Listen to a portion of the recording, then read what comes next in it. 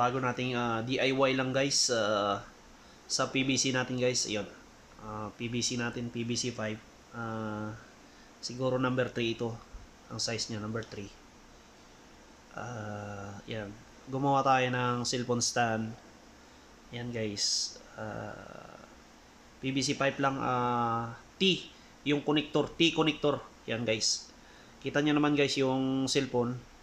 Ayos na ayos guys. Oh. Kita nyo. Yan. Diba? DIY lang yan guys. So, yan. Yung pinagkatingan natin dito. So, dito natin siya nilagay.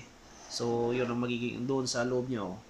Tapos, nagcutting tayo ng maliit na piraso para hindi, yun, yun sa loob. Yan.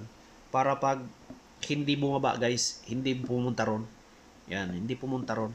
So, ganun lang yung mangyayari guys. Ayan. So, ayan, nagpi-play pa tayo ng YouTube natin. Nagpi-play tayo. So, kita nyo naman guys, di ba? Maganda. DIY lang yan guys. Sa halagang 10 real guys. 10 real, mayroon na tayong DIY cellphone holder.